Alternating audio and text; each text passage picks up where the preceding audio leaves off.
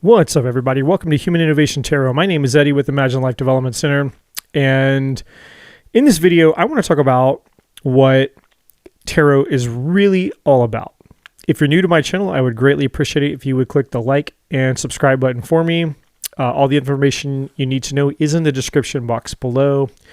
Feel free to leave a comment as well. I read all of the comments and all of that good stuff.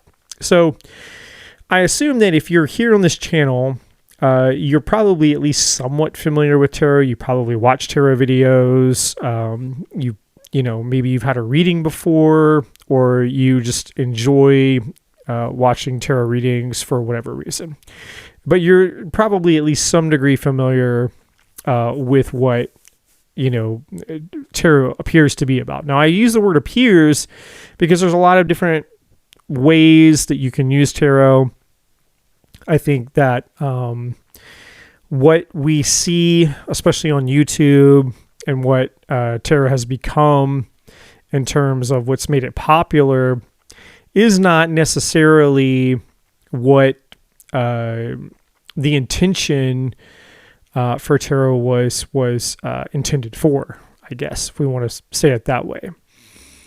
So let's just kind of start with the basics. So a typical deck of tarot cards is, 78 cards in your typical tarot deck. Now, there are some more modern decks that might have more. Certain artists and creators have gone out of the traditional box, if you will, and they've added cards and things like that, which, it is what it is. It doesn't really affect the nature of the original system. So a typical tarot deck consists of 78 cards. So you have the 22 major arcana, which essentially basically represents the 22 major themes of life. Things that we are not necessarily always in control of. It's what we might know as, or what is called, the Fool's Journey. So the 0 card is the Fool that begins the journey, and the Fool represents infinite possibilities. It's essentially the nothingness card. It's all possibilities exist, and the Fool represents our soul's journey into infinite possibilities. Now, this isn't intended to be a video on teaching you the meanings of the cards or anything like that. Obviously, every card in tarot has multiple meanings associated with it. I'm just kind of outlining the overview, if you will, of kind of what the cards mean and the purpose behind them. So we start at the Fool, which represents opportunities, infinite possibilities. It's our soul's journey into whatever the possibility or opportunity is that is before us as we embark on the journey of our soul, or the reason perhaps maybe that we've incarnated here, right? And so that is the 0 card. And then we go through the remaining all 22 phases or steps of this journey, and we end at what's called the World card, which is the closeout or the completion or the closure of the journey. We have gone through all the stages, and as we step through the World card, as it's called, as we step through the portal, we have achieved mastery. We have completed the mission. We've completed the journey. But then it starts all over again, because as we step through the portal of the world, we're right back at the Fool, where we've just attained a different level of consciousness, awareness. We've become a different evolution of ourselves. And again, the 22 major arcana cards represent really, kind of like the divine and the divine's involvement in our life as we go through our spiritual journey. So we're not always in control of what happens when a major arcana card shows up in a reading. Sometimes we are, but sometimes we're not. But these, nevertheless, these are the major themes of our lives. So then we have what's called the minor arcana. And so the minor arcana is broken up between 4 different elements, and there's 10 cards in each element. So there's 40 cards representing the 10 cards per each element. There's 4 elements, so there's 40 cards. We have pentacles, which typically represent anything tangible, anything in the tangible world that you can touch or interact with your 5 senses. In a kind of a generic term, a lot of times tarot readers have a tendency to relate pentacles to money and money only, because of the pentacle looks like a coin, which is a little bit of a misrepresentation, because a pentacle can be anything in the tangible world, not just money or anything related to money, right? Now, a lot of times it can represent that depending on the type of reading you have. But in essence, the pentacle just represents anything in the tangible world that you can actually put your hands on, right? So then we have the suit of cups. So again, we have 10 cards in each element. So we have the ace, which is essentially the 1 card that goes through the 10, and 10 represents the ending, right? So ace through 10, basically. So we have the suit of cups. Cups represent our feelings and emotions. Then we have wands, which represent our passions, desires, the things that motivate us, inspire us to take action. And then we have the suit of swords, which have to do with our thoughts and our communication. And so then we have what are called the court cards, and there are 14 court cards. We have 4 court cards for each one of the elements. So we have a page, which is essentially almost like a childlike type of energy. It's a very young, a very immature, and not immature. The word immature doesn't always necessarily have a negative context associated with it. Immature just means young. It's a juvenile. It's early. It's like, like a child, basically. A child is immature because the child has not matured into life. It doesn't have much experience in life. It's new. It's a new birth. It's a newborn. From conception, the moment it's born, into up until about 19 or 20 years old, a young adult, right? So from like age 0 to about maybe age 20 or 21 is what we would consider page-ish energy, right? Somewhere in there, okay? And so pages typically represent people a lot of times. Not always, but, they can represent people that show up in readings. So we have the page, and then we move to the knight. The knight is a young adult energy. So from about age 21 until maybe about the age of 30, you have the knights. So knights are the young adult, they're still youthful energy into early adult type of energy or maturity, depending on the reading, right? And so then we move into the queens, and then we move into the kings. Now the queens represent adult, feminine types of energy, and the kings represent masculine forms of energy, right? Male or female doesn't matter typically with any of the court cards, because we all have masculine and feminine energy. So you have the 22 major arcana, you have the 40 minor arcana, and then you have the 16. The 16 court cards. I said 14. I apologize. It's actually 16. You have 4 for each. So 4 times 4 is 16.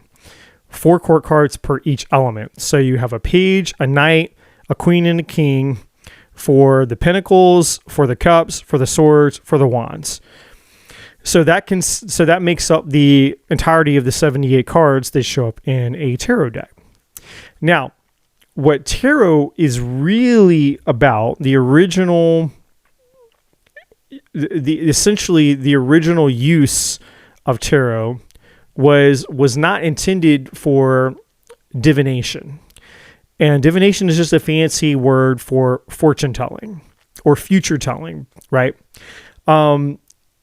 It became popular, tarot became popular as a tool for divination or a tool for fortune telling or foretelling the future, but that wasn't its original intent. The original intent behind tarot was for the person, which essentially is us, to use the tarot cards to do self-evaluation. It was mostly about using tarot to it's almost like a tool of therapy, like for us to kind of investigate our own lives, tool for growth and development, understand ourselves, understand our purpose in life, our hurdles, obstacles, and challenges, and for us to kind of know what we need to change about ourselves to evolve and grow, and to level up in our consciousness. And, depending on which type of, how much history you want to go into it. A lot of history says tarot started off as a game. It was just a game like Uno or something, right? Which maybe it was. I'm not saying that isn't that isn't true, but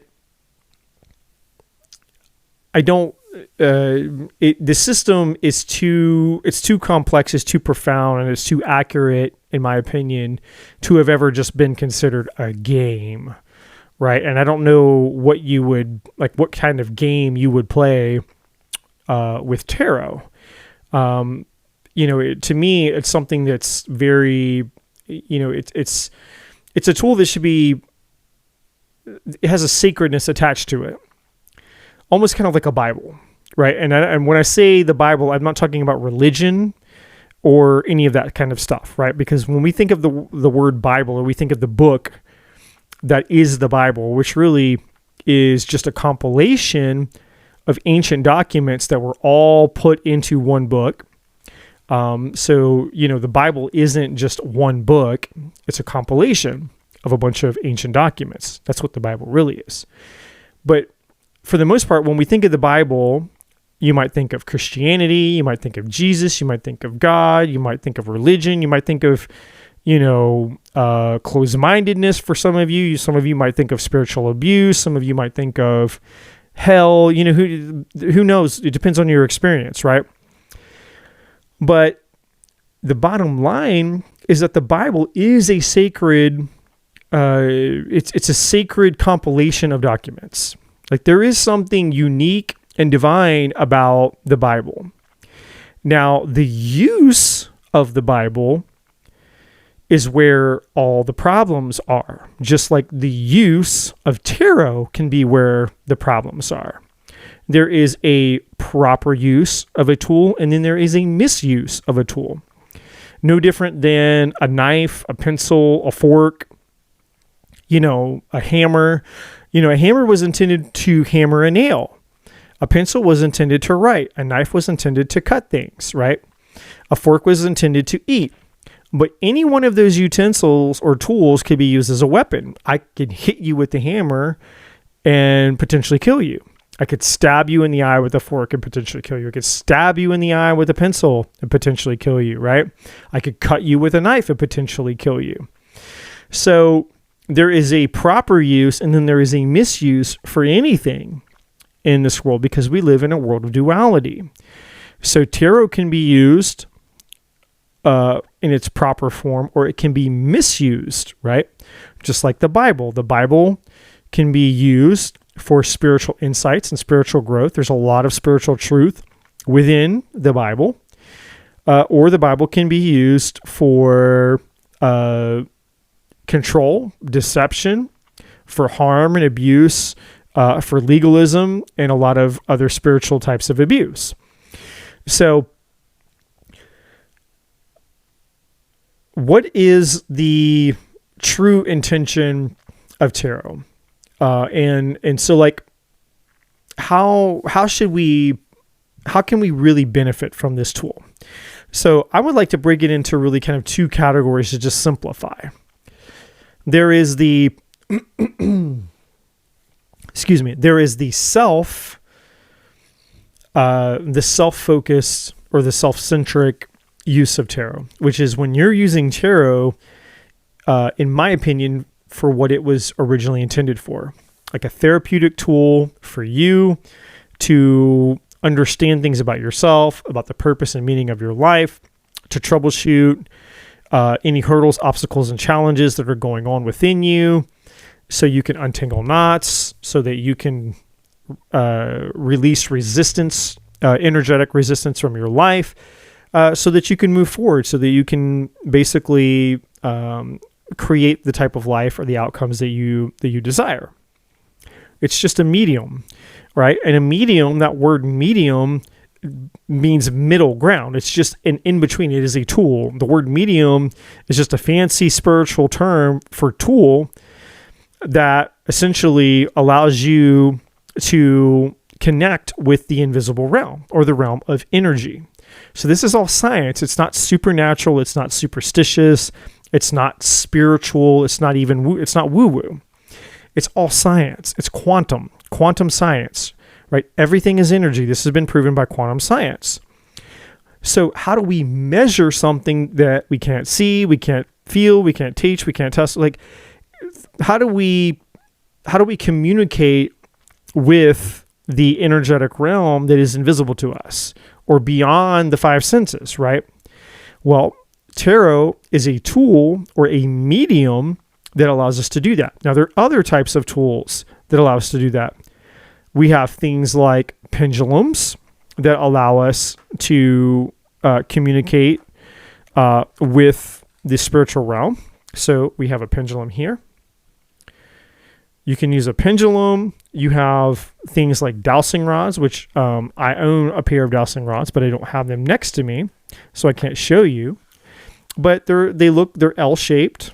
They're made of either brass or copper or some type of metal. They have handles, and you hold them, and basically the rods are pointed out straight in front of you. You can actually YouTube this, and you just hold them, and the rods will move by themselves. So usually when I use the rods, I start with the neutral position, which are straight out. The rods will open on their own by themselves. I'm just holding them, and they swivel. Okay, so the handles are what I hold on to, but the rods themselves swivel within the handles. So I just hold them, and I start in a neutral position, so the rods are pointing forward, and I just hold them still. And the rods will open on their own, or they will close on their own, depending on the type of question I ask. Just like with a pendulum, you hold the pendulum will move to a certain direction. Left, if the pendulum swings to one direction, that could be a yes. If it swings to the other direction, that could be a no. If it swings between both yes and no, that could be a maybe. It could mean a maybe, an up to you. There's lots of different ways that you can use a pendulum, right? You can have a bunch of names in a circle, or you can have a bunch of numbers or a bunch of different answers written in a circular format, and the neutral point of the pendulum is in the center of the circle. And you ask a question, and then the pendulum will start to swing towards the answer that has to do with whatever your question is, right? So these are all forms of mediums between the energetic world or the energetic realm that we can't see or sense with our traditional five senses with our body, but these tools can, because everything is energy. The same thing with what's called a true medium, right? So like if you go to somebody and they say, I'm a psychic / medium, this is somebody who has a gift of sensing. Their body can pick up on energy, and they can translate that energy into messages. So for some people, what we call psychics are people who can pick up on things that maybe they shouldn't know about people, right? Maybe they shouldn't know it about you, or whatever you're asking about. They can tell you things about yourself. They can tell you things about your situation. They can tell you maybe things that are going to happen out ahead of you, potentially in your future. Things that person just should not know about you because you're a complete stranger. This is what we would call a psychic type of information. Now, in other types of religious arenas, you have what are called prophets.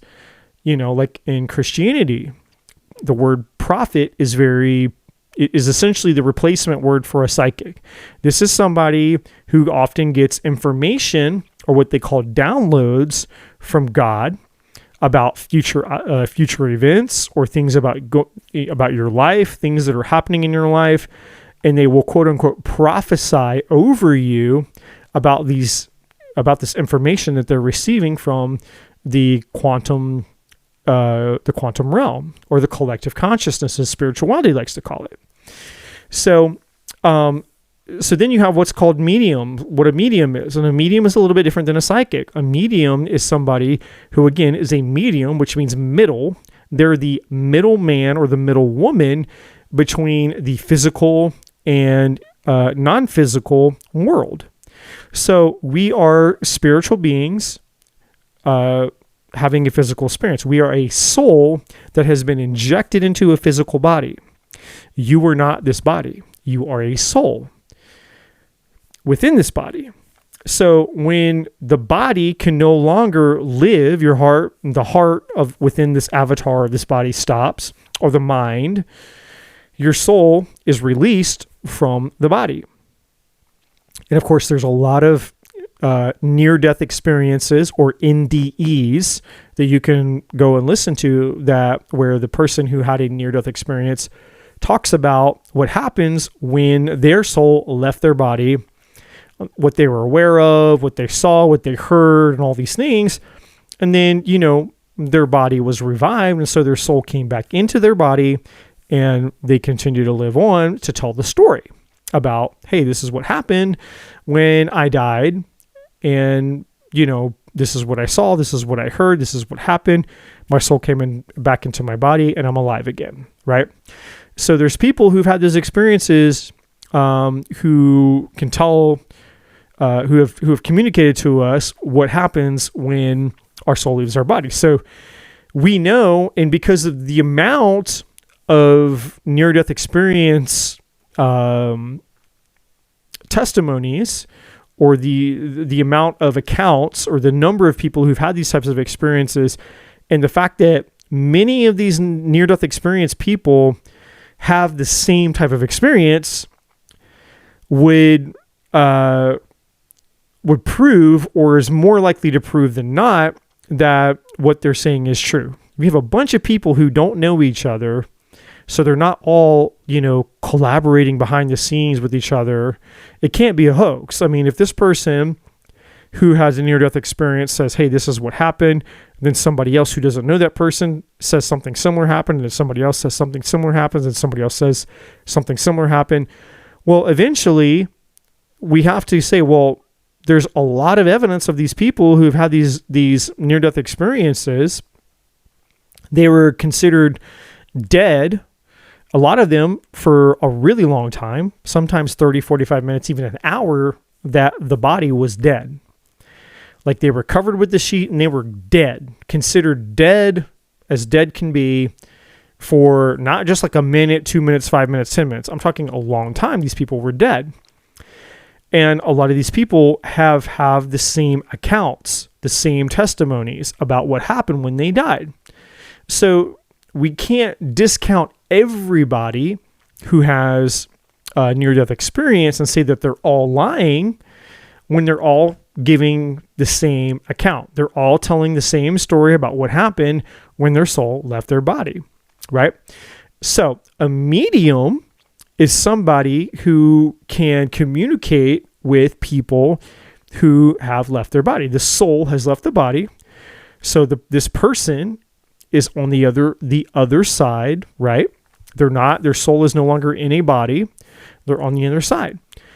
And so a medium is somebody who can talk to quote unquote dead people, which to me is actually not an accurate term, right? We identify with that term, but it's not accurate. There's no such thing as a dead person because we are not this body. So we can never die. You are a soul that is within this body. The soul never dies. Sure, the body dies. The body will decompose one day. Everyone's avatar, everyone's body and avatar will die one day. Your soul is forever. So, and maybe I'm splitting hairs a little bit on that, but the point is a medium is somebody who is a middleman who can communicate with the soul of someone who has passed to the other side, a consciousness, right? Because that's all that we are. We are a form of consciousness that we identify by a name. My name is Eddie in this incarnation. So people, when they see me, they know me as Eddie. But there really technically is no name for me because if I've incarnated in the past, which obviously I have, I was probably given a different name, and before that a different name, and before that a different name. So I'm not really my name, but that's how people know me in this incarnation. So the point is, going back to tarot is a medium. It is a tool that allows us to communicate and access and understand what's happening energetically, right? So it has everything to do with energy. Energy is everything. This is proven through quantum science. So when you have a tarot reading, you have a question and you use tarot to address or answer that question, what you're really doing is you're asking about cause and effect, because that's everything that happens in life.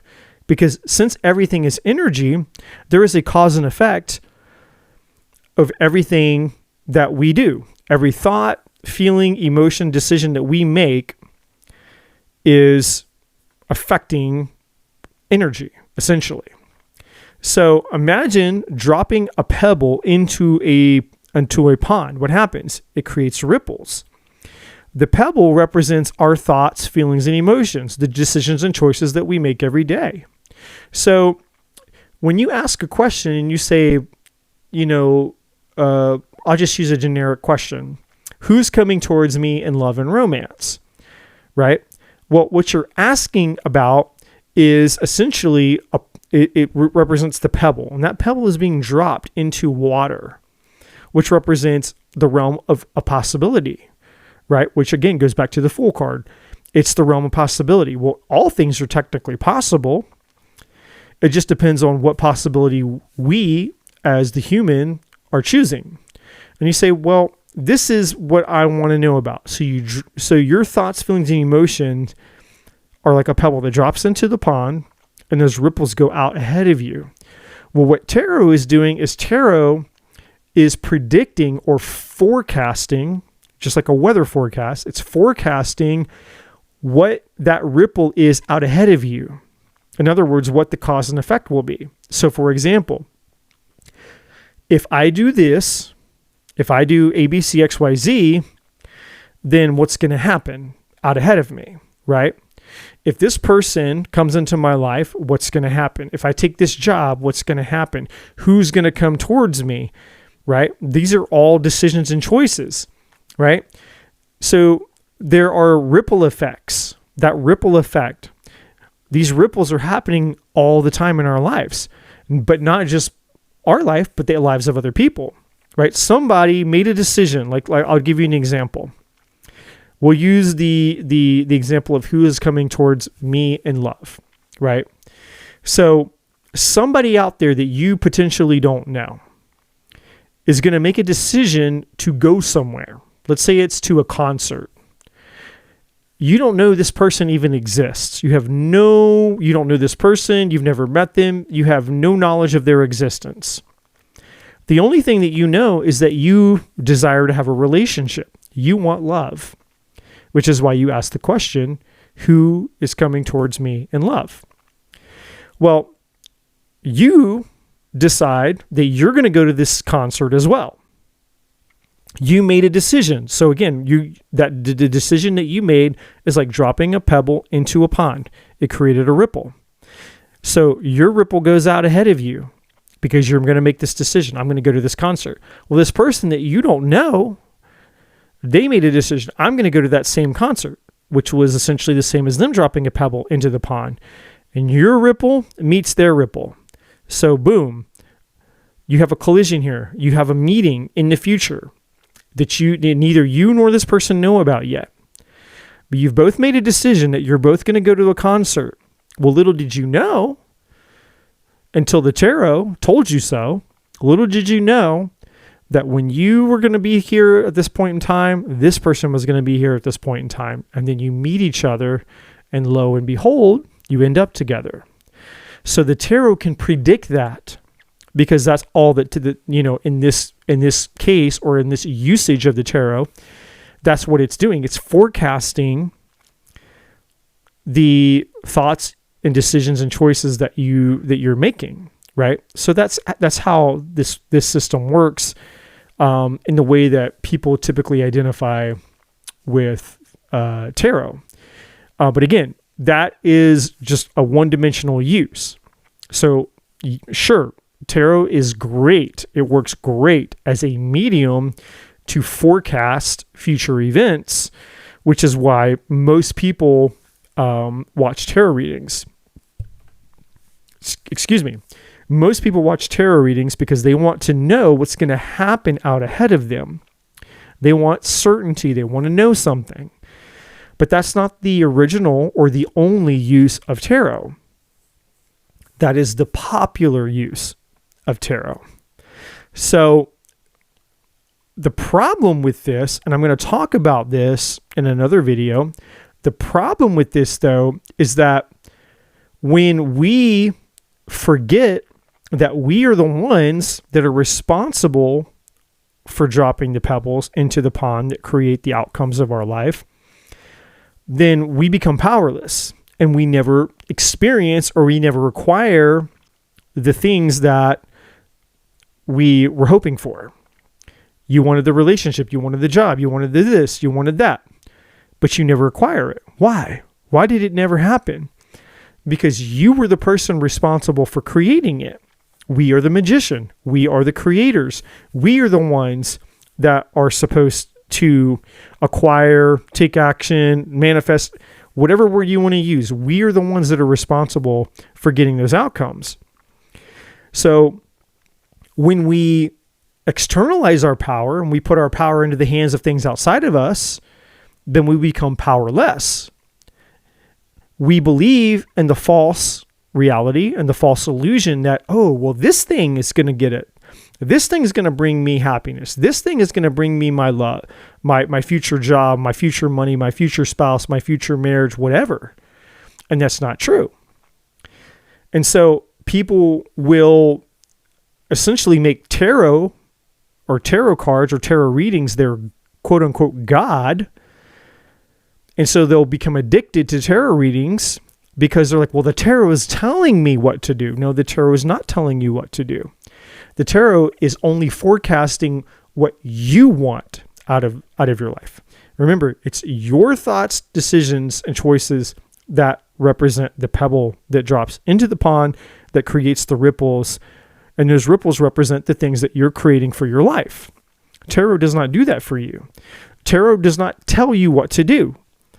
Tarot is a tool, a medium that forecasts decisions and choices that you are already making for yourself. So if you say, for example, this would be a correct usage of tarot. You make a decision. You say, hey, you know what? I really like Bob, or I really like Sally. What would happen if I decide to date Bob or Sally? What would happen if I choose or decide to get serious with Bob or Sally, right? Then you can ask that question, and the tarot will tell you it will forecast, it will make a prediction about what that outcome could potentially be based on energy, right? Based on cause and effect, the laws of cause and effect. Well, whatever the tarot says. The tarot doesn't tell you if you should be with Bob or Sally. It doesn't tell you to marry Bob or Sally. It doesn't tell you to break up with Bob or Sally. It doesn't tell you what to do. It tells you what the consequences, what the cause and effect might be. That's a huge might. And I'm going to explain why in just a second. It will tell you what it might be based on the choices and decisions that you are making right now. Now, the reason we say might is because you can change your mind. You have free will. So let's say you're like, well, I like Bob and Sally today, but tomorrow you meet somebody else. And you're, I like this new person better than I like Bob and Sally. But the tarot reading that I got a week ago said that if I choose Bob and Sally, maybe this would be the outcome. But that was a week ago. That was in the past, a week in the past. You've made a new decision. You're choosing somebody else. You're like, well, I'm over here looking at this new person now. Maybe I don't want Bob and Sally. Maybe I want this new person. So now you make a different decision. You make a different choice using your free will. And so now you've made a new decision, a new choice, which invalidates the reading that you got, because that has nothing to do with anything anymore. You're going in a totally different direction. So what that tarot reading told you a week ago, it's useless. It means nothing. There's no point to that reading anymore. You chose a totally different path, a totally different timeline, a totally different decision, option, or choice. Right? So the tarot, when you get a tarot reading, the tarot reading isn't set in stone. You're the person that changes the outcome. That tarot reading is based on your thoughts, decisions, and choices, your free will, nothing else. The minute that you make a different decision or choice, that tarot reading is pointless. It's expired. It's null. It means nothing anymore. You've gone into a completely different direction. So at that point, you could get a new tarot reading about the new decision that you made. It's like, well, I didn't want Bob or Sally. I want this person now.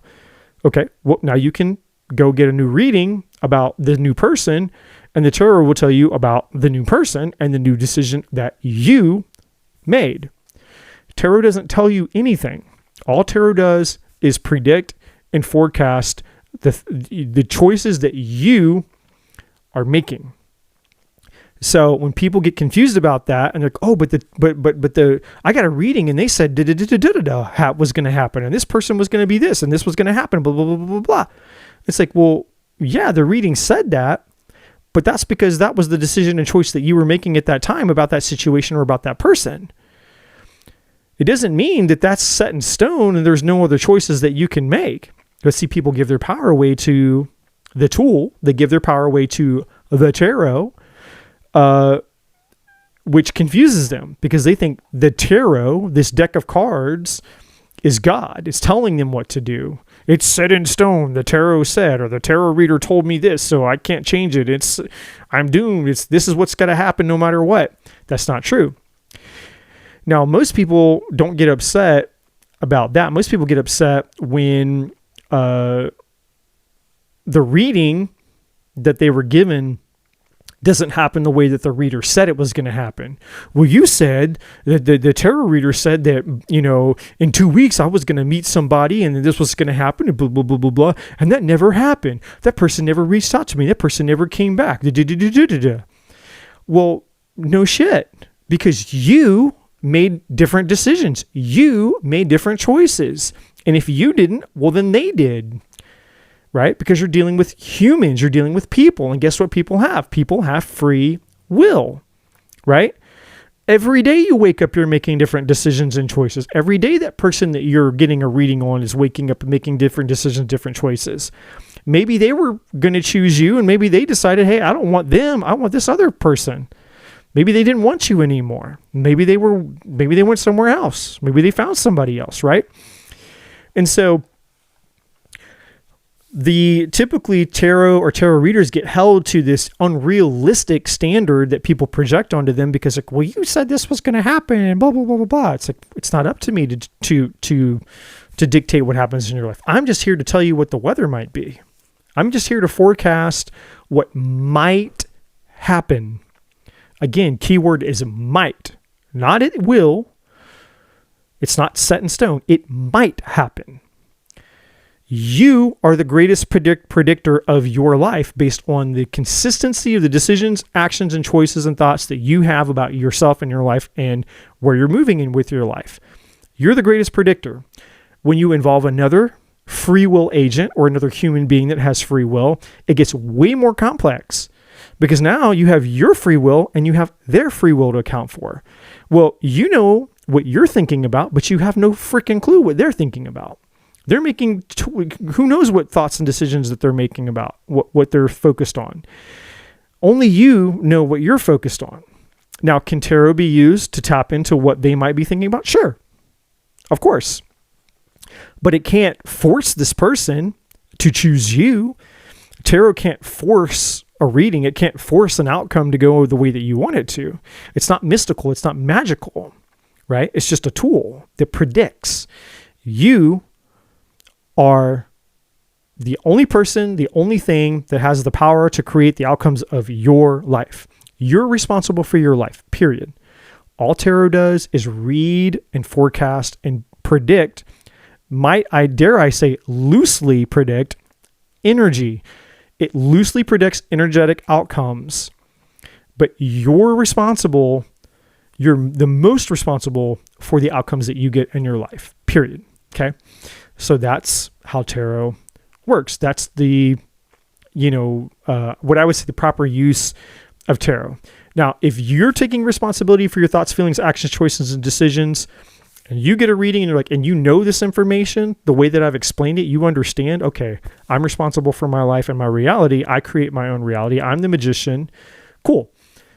I'm going to get a reading. That reading will give you valuable information that you can use so that you can say, hey, you know what? There's some things happening in my life that I don't like. What do I need to change? Because I feel kind of stuck right now. You'll get feedback from that reading. They'll be, oh, okay, cool. I get it now. I need to do this instead of that. I need to change this. I need to align with that. And I need to move this way or that direction. Like, you can get valuable feedback that will move you and align you into the direction you need to go so you can acquire the outcome that you desire. That is the proper use of tarot. So if you found this video and other videos on my channel useful, please like, share, and subscribe. Leave a comment if you desire. And if you would like to book a personal read with me or any of my services, doesn't matter. It's all there. It's in the description, blah, blah, blah, blah, blah. You guys know the route. You guys know the things. I'm not the only person out here on YouTube. You get it. It's all there in the description box, all the services, all the things, right? I appreciate you guys all. Use tarot responsibly, okay? Like understand this. If you understand the power of this tool, I promise you, it can change your life. It can help you. It can assist you. But if you become reliant upon it, if you become addicted to it, if you become obsessive, you give your power away to it because you think it's going to tell you what to do, that is an abuse. You have given your power away, and that is an abuse of power. And you're going to stay stuck. You're going to be unhappy. You're going to be unfulfilled, and things are not going to go your way, okay? I just want to help you guys. That's the purpose of this channel, is to help you, okay? So with that being said, again, I appreciate you guys all. I'm sending you all love and light. Stay tuned for more videos, and I will see you guys all very soon.